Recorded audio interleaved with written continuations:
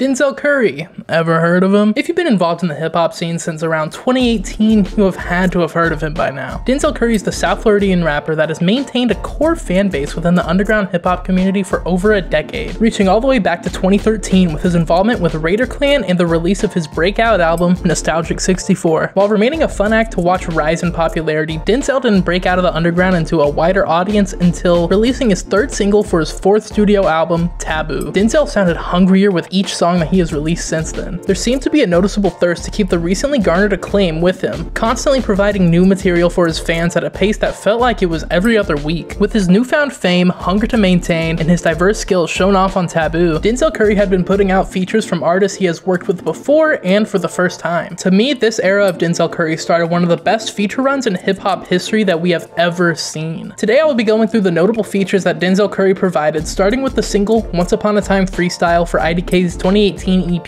IDK and Friends, and ending with African Samurai by Flying Lotus off of the Yasuke soundtrack, as I feel every feature after this could be classified as Denzel performing at a mainstream level. While there are 50 features from Denzel between Once Upon a Time Freestyle and African Samurai, we will only be going through 25 of them in this video, as to not be boring. So let's start going through the most notable features in chronological order that I feel make up one of hip-hop's greatest feature runs of all time, starting with the wordplay, I'm bringing it. Everything I do is spine tingling, guaranteed to keep your mind lingering. As I stated before, this song was the lead single to IDK's 2018 EP IDK and Friends, and looking back on that project, this was definitely the best pick for the final single before its release. This song shows IDK and Denzel Curry's chemistry that we have grown accustomed to with their two previous collabs, No Wave and Denzel and IDK go back and forth trading 16-bar verses, making for a braggadocious and technical display of wordplay, showing how their writing abilities have evolved since they last teamed up. The most notable line from this song for me is when Denzel says, "But to remember,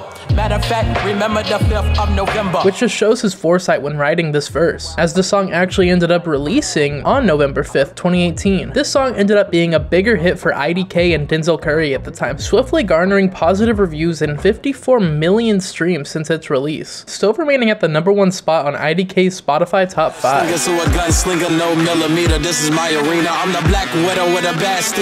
Seeing Denzel Curry get onto the soundtrack to Spider-Man Into the Spider-Verse only a few months after becoming a big fan made me really proud to see, and nothing will beat hearing this for the first time after watching what is now my favorite movie of all time. While the actual contents of the verse aren't necessarily anything too crazy to write home about, it is the exact vibe that this song and production needed. The other collaborators of Corday, Suave, and Trevor Rich match perfectly. Not to mention there is another version of the song with an altered instrumental that is only played in the end credit sequence. It's also just the best end credit sequence of all time, so I may be a little biased here, but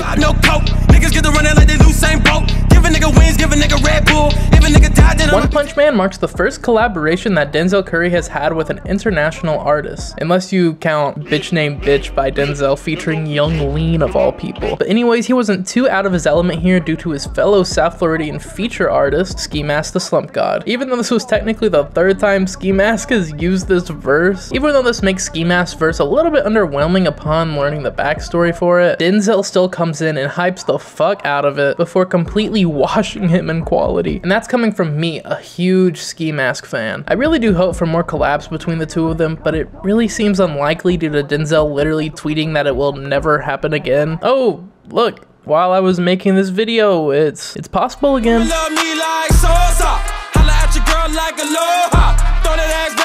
Aloha is the first song in this feature run where Denzel Curry is the only artist vocally present on the song, so this could come off as just a Denzel Curry solo song. However, Charlie Heat's contribution with the instrumental adds all the flair that lets Denzel shine, with his quotable hook and hype verse that has a flow very reminiscent to the 2016 SoundCloud A flow. On the hook, we see Denzel experimenting with his delivery that shows off his infectious charisma. This song was also the final single for Charlie Heat's 2019 album Fireworks, and it actually ended up gaining a lot of traction, ending up being placed at #2 on Charlie Heat's Spotify Top 5 to this day.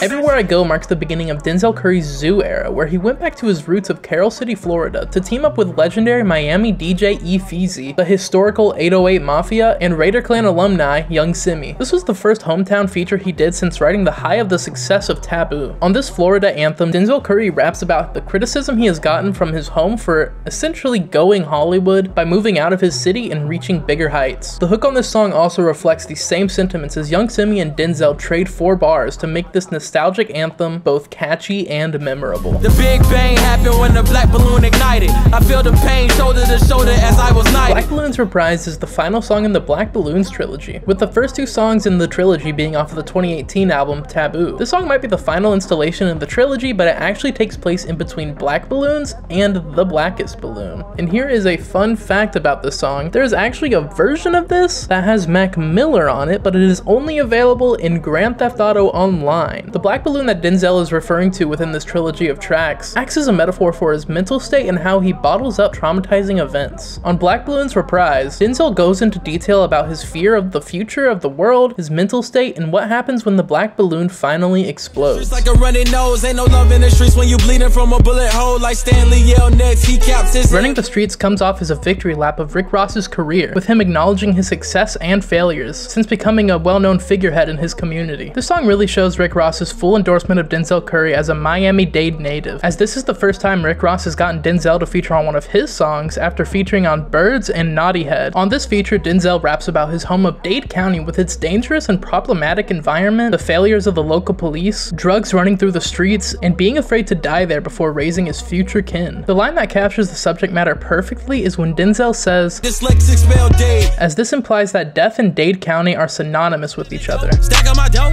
bitch my dick like a meatball hero, black on my body like Neo, I been had the sauce on the new type. This song is made to be a posse cut banger with the most popping underground artists of the time, and that is exactly what it is. Denzel opens the song with a rapid and hard-hitting 16-bar verse, with this also inadvertently creating Powers Pleasant's new producer tag. This song also originally came out on October 17th, 2018 as the second single to Powers Pleasant's debut album, Life is Beautiful. But I still wanted to include it because I wanted to tell my awesome story of almost dying in a car crash with this song playing in the back. It was a stormy evening after school, and I had just gotten my driver's license about 2 months before this incident, so I was still pretty new to driving at this point. I was with my 2 friends taking a left out of the parking lot when suddenly I started hydroplaning and spinning out in a complete 360 circle with an 18-wheeler barely missing my car and another SUV heading right towards me, but I was able to gain control of the car somehow and just continue driving to McDonald's.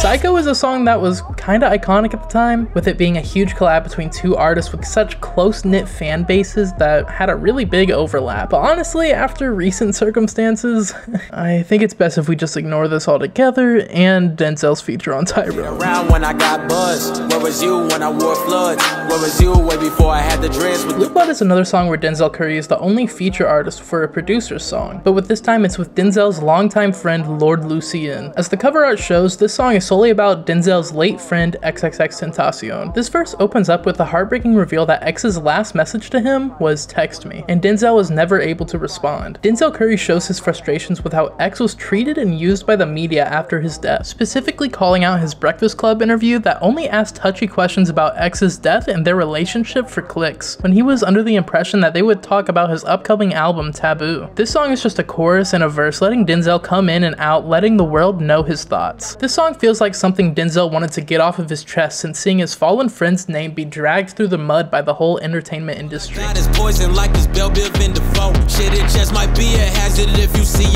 Play That Boy Zay is an artist from South Florida that gets put up on a pedestal more than any other artist from that scene by Denzel. Denzel put him on the outro track to his 2019 project Zoo, got him on his song for the Batman motion comic series, would upload Zay's songs and music videos to his YouTube channel, but the first big thing Denzel ever did for Zay was have such an involved role in this song, even getting frequent collaborator Anonymous to produce and feature on the song as well. This song was released on Halloween as the first and only single for Play That Boy Zay's debut project, with a haunting music video dropping alongside the drop. This track is very reminiscent of older southern horrorcore-like songs, like from the group this track gets its name from, Poison Clan. Denzel starts the song out strong with an aggressive verse with a clever reference to the song's main interpolation in the production, Poison, by Belle Biv DeVoe. This feature shows how Denzel really cares for his hometown community and how he's willing to give back to that music scene. Everybody talking about when they wanna live fast, but I'd rather walk it out.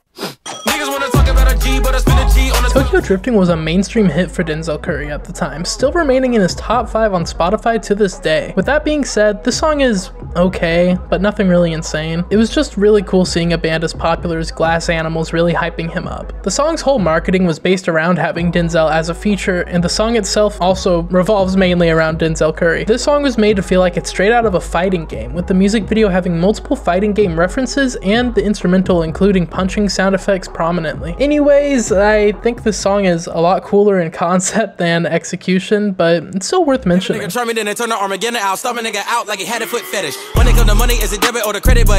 I Please is surprisingly the first collab between both of these Miami SoundCloud pioneers. Part of the reason this collab took so long to happen is due to the two of them having beef back in 2018 that sparked due to Perp claiming he birthed the SoundCloud era, which Denzel promptly responded by saying, "You spelled Raider Clan wrong." This song was released as the 4th and final single for Smokepurp's debut album, the sequel to his debut mixtape, Dead Star 2. Denzel comes in for the second verse with a braggadocious tone full of metaphors and clever rhyme schemes that fit the vibe of Smokepurp's aggressive and violent nature. This song is honestly really good until about the 1 minute mark where Smokepurp just has to go out of his way to say a slur. I might have it all, but half of the time I just feel insignificant, incapable, intoxicated, I'm over. DRAINO marks Denzel Curry's first collab with City Morgue since Zillakami's feature on Vengeance with JPEG Mafia, and the last one until the release of Blood In, Blood Out. This song ended up being the City Morgue song at the time, and still remains at the number 3 spot in their Spotify top 5, with it being their second most streamed song of all time. Seeing Denzel be one of 2 features, the other being frequent collaborator IDK, on this project shows the love Zillakami and Sauce Moolah must have for Zell. I need a loan for police to leave me alone.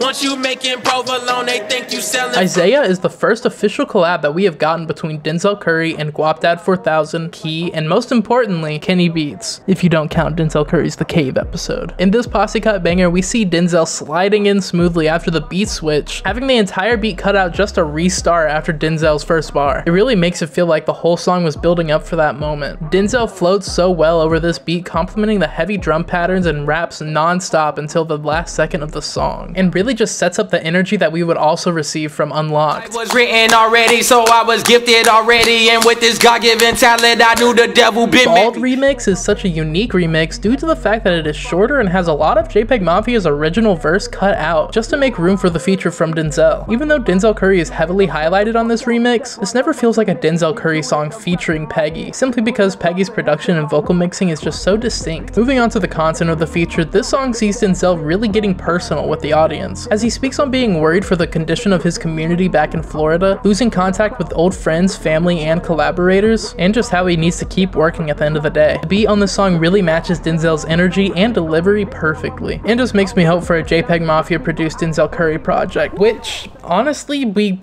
kinda just got confirmed a little bit. I know I can, I'm jugging off the Instagram, I swipe it, all I got is scrim, proceed to hit the running. Little Scammer That Could is Denzel and Guapdad's second song together, but unlike Izayah, they are actually able to show off their chemistry on a banger that plays on a twist of the classic children's book, The Little Engine That Could. The song is made to show off both Guapdad 4000 and Denzel Curry's confidence, egos, and everything that they want they will scam for. Denzel matches the flow of the end of the hook, coming in for a hard-hitting verse where halfway through he incorporates a sing rap delivery that we didn't see from him too often at the time. After the release of this single, it also later appeared as the intro to Guapdad's compilation EP, Platinum Falcon Returns.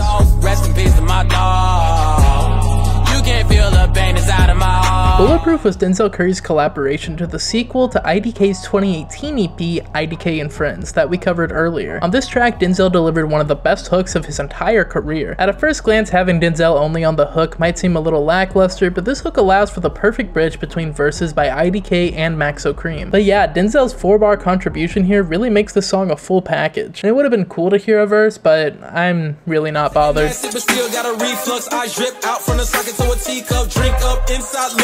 A song with Youngblood was a shock to see from Denzel Curry at the time, especially because he was at the peak of his career. Youngblood is definitely regarded as cringe and corny to people outside of their fan base, so seeing Denzel work with such an artist that is so far outside of his realm was shocking. While some fans took things too far and attacked Denzel directly for working on the song, looking back it really is not that surprising seeing Denzel do a feature like this, as he has done weirder features since Lemonade's release. However, in today's perspective, this song still isn't great to say the least, but I thought it was a notable point where Denzel put his foot down and told his fans, at the end of the day, y'all support me, but you do not own me, in a now archived Instagram post.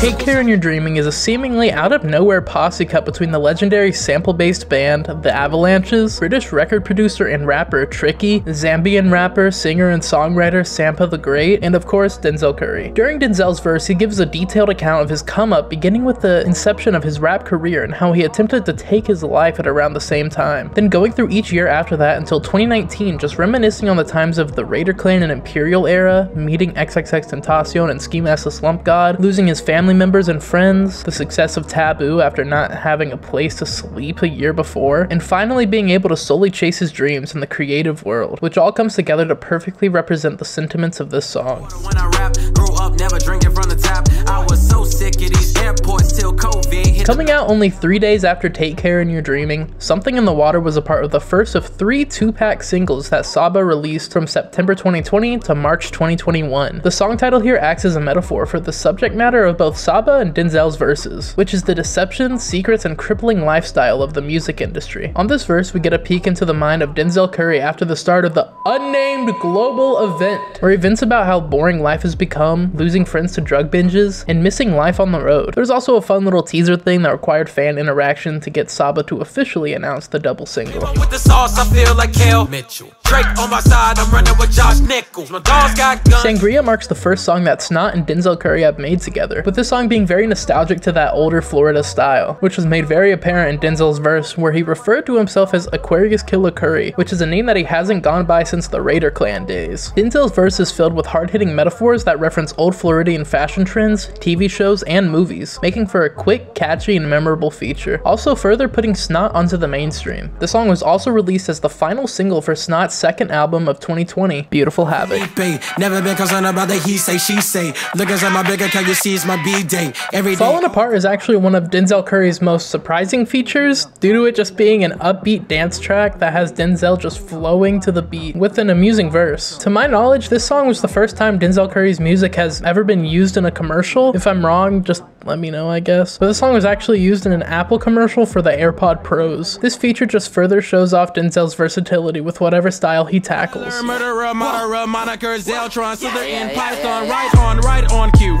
Bruuuh was originally a track that was released on JID's SoundCloud page back on January 11th, 2017, even before his breakout album, The Never Story. 4 years after its initial release, JID decided to put it onto streaming services in the form of a remix with the one and only Denzel Curry, again the person that this video is about. After their collaboration on Sirens, Denzel and JID became a highly sought after duo, since the chemistry on that track was bursting through the seams, complementing each other's sound so well, even having Denzel rewrite his verse after hearing what JID sent him. After much teasing and posts on Twitter, Instagram, and at Denzel's Zeltron Worldwide event, where the two of them went head-to-head performing a show in a boxing ring. At the climax of the fan hype for this track, JID finally dropped it on February 5th, 2021, to instant fan appraisal. Denzel comes in after JID's verse with a slick flow that swiftly changes after every 8 bars, matching the bass patterns that come in on the production, making for a killer 32-bar verse that shows off Denzel's writing abilities and his love for JID. Katanas, black man from Ghana, I battle over my honor and guided by Nobunaga, the power in this is the final feature in this feature run from Denzel Curry, and I chose to end it here for a specific reason. African Samurai is Denzel's second feature for Flying Lotus, and this was specifically for their soundtrack for the Netflix-produced anime, Yasuke. The story of Yasuke follows an African samurai warrior of the same name that is forced to wield his sword once again to protect the life of a mysterious girl from evil. I would say more, but I don't want to spoil it for you. You should go check it out on Netflix because it's pretty good. But with that being said, the setting and themes of this show and this song are very reflective of Denzel's latest album, Melt My Eyes, See Your Future. So I feel like this feature kind of marks the beginning of the Melt My Eyes era. And with all that being said, this is the final feature that I'm going to be going through in this video. If you want me to make a video kind of like this with any other artist, just let me know who in the comment section below, and subscribe, and peace out.